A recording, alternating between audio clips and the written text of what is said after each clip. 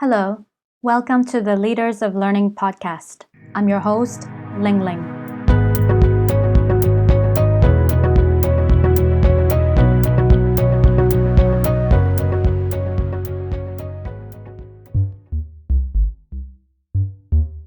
When we talk about our assets, quite often we think about the things we own, like our house or car, or the money we have in our bank accounts and in our wallets. Very rarely we think about our intangibles, one of which are the relationships we've built over our entire lives. When wisely cultivated, our relationships can be our greatest asset in building our careers and enriching our lives. We've invited Anne Yahaya, founder of vitalvoicesasia and co-founder of coachwork Asia, to share her stories on how her rich relationship capital helped her in work and in life. She calls herself a strategic connector.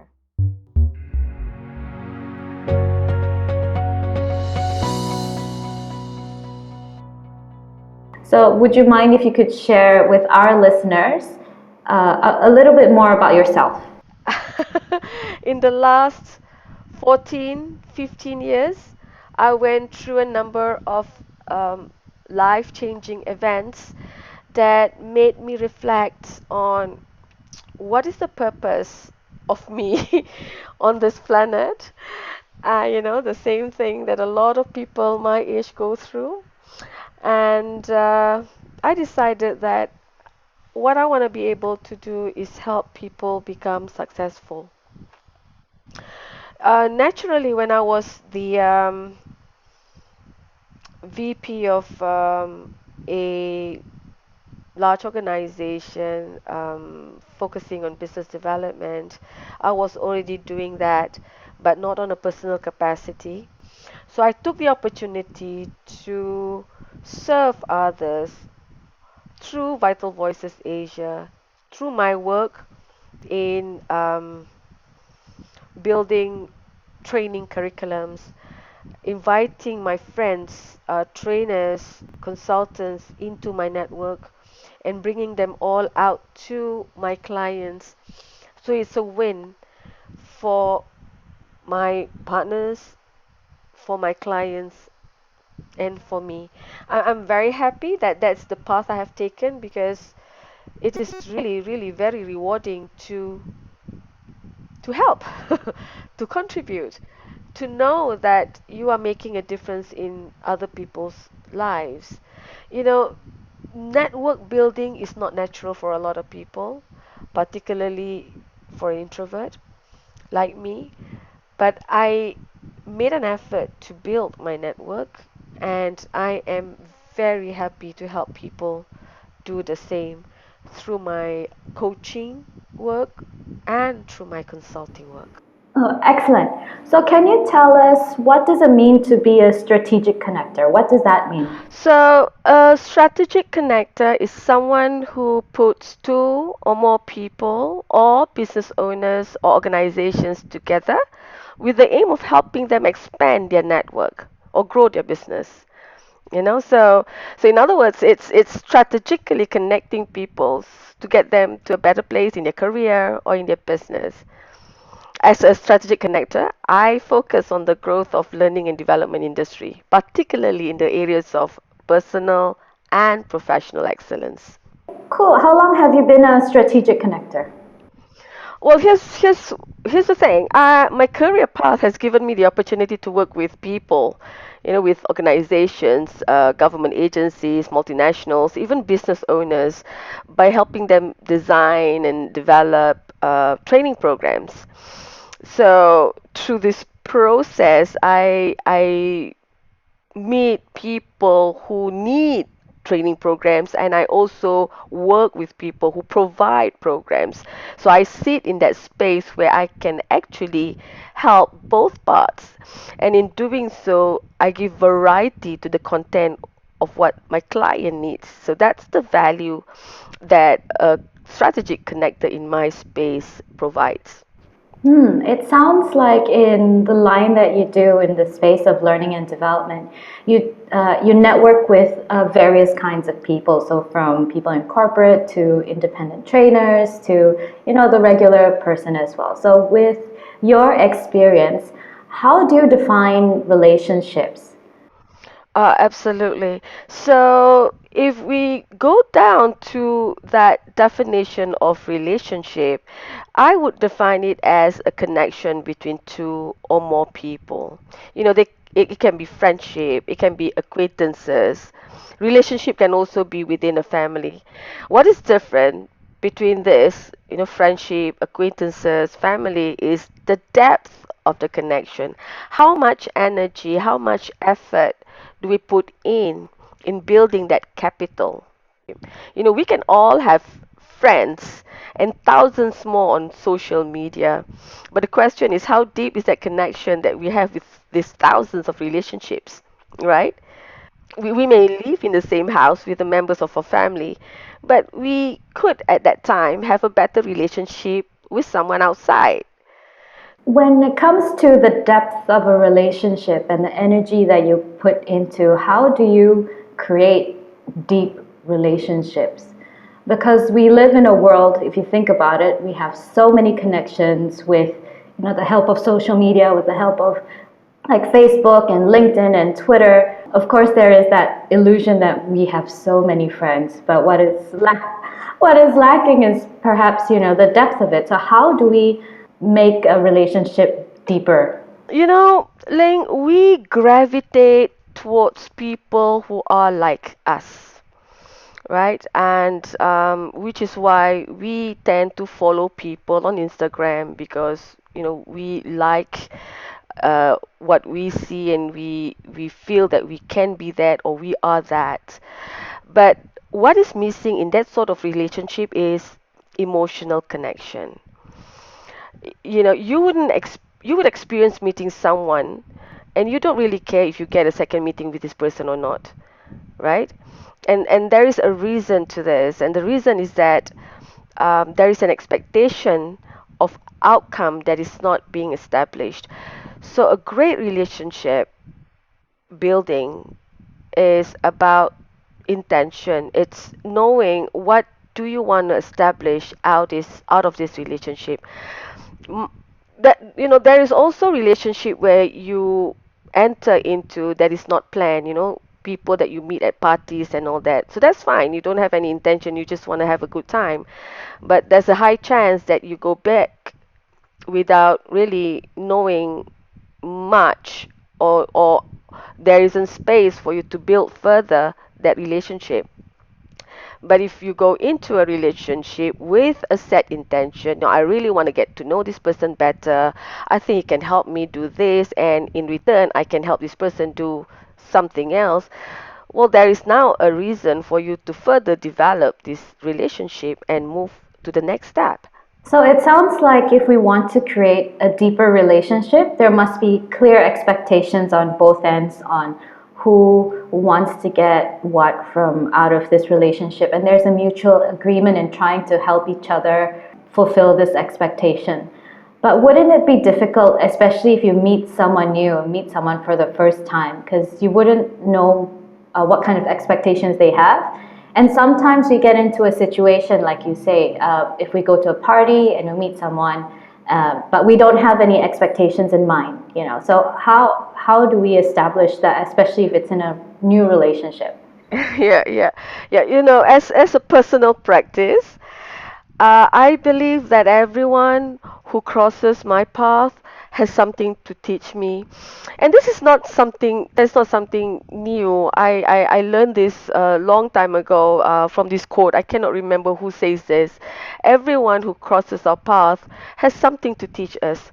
So, as a personal practice, each time I meet someone new, I look out for something that I like and I admire about the person. Be it about the way he or she looks, the way they speak, the way they behave. And from that point on, I try and find connection, relatable in these three areas, something that I like, and I'll say it out loud. I'll tell them in an appreciative manner, of course, that I really appreciate you. I really like the way you speak. Uh, And you sound so humble, so authentic, that you actually open that door for the relationship to grow further. One of the reasons why relationships are broken is because, number one, lack of authenticity. People can know if you're not being real, um, very quickly. We all have that sort of a um, built-in mechanism, that intuition, instinct, that one person is not being authentic, and I have to be careful with this person. But if you walk into a relationship, or you meet someone at a party, you just have to be you, and you just have to look for the good that you can appreciate in that person. And if you have the courage to say it out loud, then do so. Really, that has been very successful for me. I know it may be hard for someone who is not natural for them to just go out and speak to strangers, but hey, relationship building takes effort. It takes some work. So in establishing a new relationship, it sounds like one needs to have the courage to step up and step out of their comfort zone and reach out to someone else. And in doing so, to find that commonality between you and the other person so that you can establish that relationship and hopefully it'll flourish into something further. So, why is it important to establish this kind of relationship? How does it affect our careers, our work, our life, and perhaps the way we, learn? Well, you've heard of the saying, no man is an island. This is especially true in a business setting, in a professional and working environment. So if someone is serious about advancing her career or his career, they need to have very high self-awareness on where they are in terms of relationships and relationship building skills. Even if you're the most talented person in the organization or in your business, without a meaningful relationship with people that matters, your climb up may not be so easy, because you really depend on other people to help you grow, to help you reach out to that thing that you want to achieve, whatever it is. So it is important to establish meaningful relationship, because as human, that is our basic need. We need to form relationship. And you may be familiar with Maslow's hierarchy of needs. He had presented a pyramid, which states that one of the things that we need, that is beyond basic, food, warmth, water, rest, and all that, is our psychological need, and that is relationships, friends, people who can support you before we go to the next level of self fulfillment. Mind if you could share a personal story of yours on how relationships have helped you to become successful in what you do as the founder of Vital Voices and co-founder of Coachwork Asia? There are just too many such examples in my life, but I'll share with you the most recent one. I started Vital Voices Asia about 3 years ago, and at that time it was more about the need to focus on my children. I have children who was already um, needing my attention extraordinarily, and I was having difficulty managing my time, and I really badly needed to get away and spend more time outside of my working environment. And when I voiced this out to my employer, it was difficult in the beginning, because I had a huge responsibility of bringing the organization up to the next level. It was a startup, you see, so the work environment was really very stressful and all that, and it wasn't really a great time to leave. I have done, I have built enough capital within those people who matters in the organization for them to allow me to go and spend time with my family, and at the same time, to keep the family going, start my own business. And what they had done was amazing. They kept an open door policy for me. I can go back to work with them on a full-time basis whenever I need to. So that was quite a comfort. And I know this is, people may think that, well, that is unique, that is, that doesn't happen to everybody. But I strongly believe that that can happen if you put in effort in building trust and building and putting that effort in making people know of your worth. So in that situation, I was given an open door to come back to work. That gave me the confidence to leave, and not just that. Almost everybody in the organization had helped me in my setting up of my company, and the people that I had worked with, the trainers, the consultants, the coaches, they all came up rallying for me to become successful. They helped me to set up my business. They helped bring their clients to me. They helped work with me, getting consulting jobs without paying them their ordinary fee, their regular fee. And like I said, I think that is all because I had demonstrated to them that I am worthy of that help, and I believe that they had given back to me because I had given to them first what they needed. Like building any capital, you've got to put in money first, you've got to put in resources first. So in relationship building, you put in your effort and your time and your ears. Sometimes people just want to talk to you, they just want to express their emotions. Your time and effort in listening to them is considered building that capital. I'm great you touched on the relationship capital, on how the effort and the time that you've put into building all these relationships has given you so much in return, especially in setting up your first company, Vital Voices. And you've touched briefly about the elements of a really good relationship. So, one of the things you touched about was showing what you're worth, building that trust. So, can you expand on that and tell us what are the elements or characteristics that make a relationship successful? So, how do you know if you're in a good relationship or in a not so good relationship, and how can we, make it a good relationship? What does it mean by a successful relationship? Let's explore that a little bit, right? A successful relationship means that there exists between two people or more a meaningful connection that fulfills the needs of both sides. A relationship involves people, right? If one doesn't feel satisfied within that relationship, there is a high chance that this relationship won't work. One of them will drop off.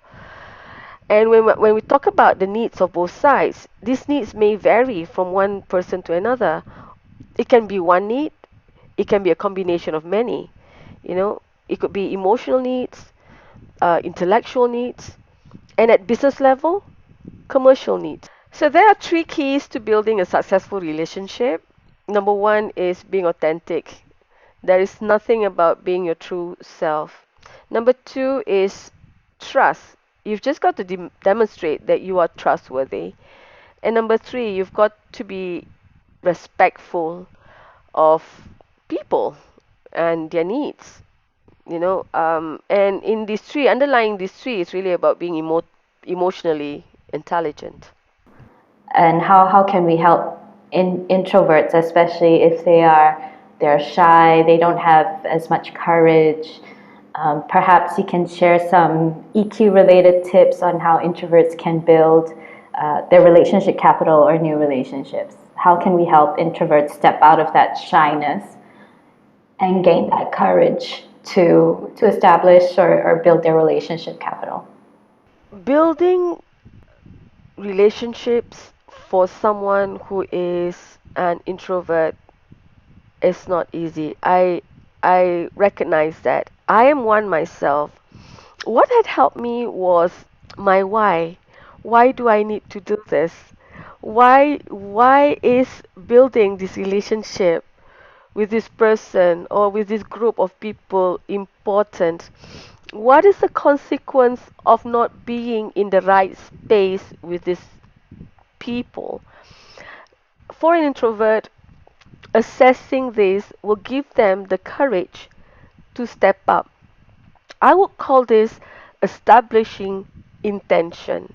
Like everything else that we do in our lives, in order to know that we have been successful or not, you know, in that effort or in the work, in the goals that we have set for ourselves, or at the end of the day, have we done what we have done, what we have set to do? We will only know if we have set the intention in the beginning.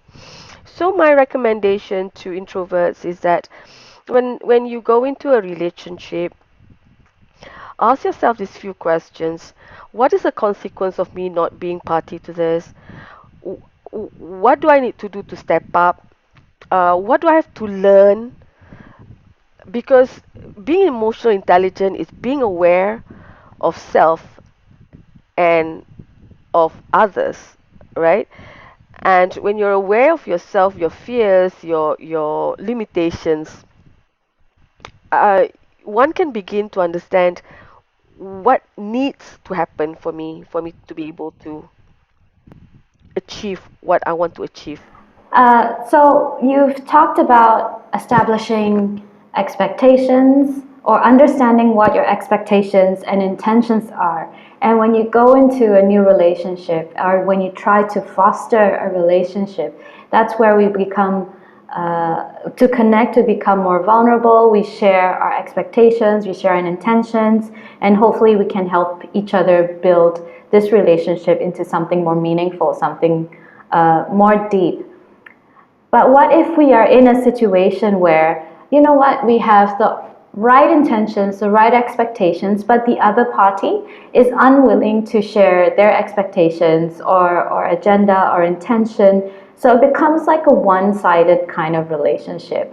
And to me, it sounds like it doesn't fit the definition of what a successful relationship is. So, how can we ensure that when we go into establishing a relationship that we know we're building the right kind?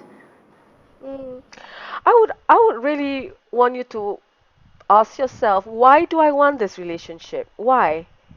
Is it big enough a why to remain in the relationship? Because if it's not, then there's a whole lot of opportunities out there. We are stuck in this comfort area. We're really comfortable with this person. We're really comfortable with this business. We're really comfortable with this group of 5 people, that we forget to see that the world is so huge out there. There's just so many more experiences out there, so many more opportunities. I would say, ask yourself, what am I losing from staying here doing nothing and continue to put in that effort? What am I losing? What am I gaining? If what am I losing is a lot bigger than what I'm gaining, by all means, Ling, I would really suggest that you, or the audience, the listeners out there, to move on. But how about when we have built that relationship capital, when we have that group, that network of friends, the network of relationships where we've put in effort, we've put in time, we've demonstrated our respect, our trust, and worth. And there might come a time where we need to ask for their support, especially when we go through challenges in life, in our career. For some of us, and especially for me, asking for support seems like a really daunting task. I personally find this quite difficult because sometimes I feel, maybe I'm not worthy asking for help, or maybe what I'm asking for support in is really silly when I could actually do it myself. So, what advice can you give to someone in having that courage to ask for support, for help in their relationship, in their network? I would say just go and ask. What I've learned is that people are really, really very helpful. If they want to help you, they will help you. And if they, just write out and say, I don't want to help you, that's fine. Then you know that you've got some work to do with this person. You still got to build a little bit more capital, you know? You got to still work on that relationship if that person is important enough for you. But I'll say just go ask for it. Just go ask. People will naturally want to help. What is that situation that you're in? Find that right person who can, if that person that if only you have one person who you know who can help you, ask that person to recommend someone who is within that person's network to help you. Thank you again, Annie, and thank you so much for your time for joining us in this podcast. Thank you so much. That was Anne Yahaya, founder of Vital Voices Asia and co-founder of cowork Asia. Highlights from this episode and contact details of our guest is available on our podcast website at www.leadandlearn.co. That is www.leadandlearn.co. Joining us next week is Siddharth Jain, the creative director of Playware Studios. We will be exploring gamification and game-based learning. If you enjoy listening to this podcast, take a moment to rate us on iTunes or SoundCloud. To celebrate the launch of the podcast, we will be selecting a winner to be part of the podcast. To win, write a meaningful review on either iTunes or SoundCloud. The winner will be announced after Chinese New Year. This is your host, Ling Ling. Thank you for listening to the Leaders of Learning podcast.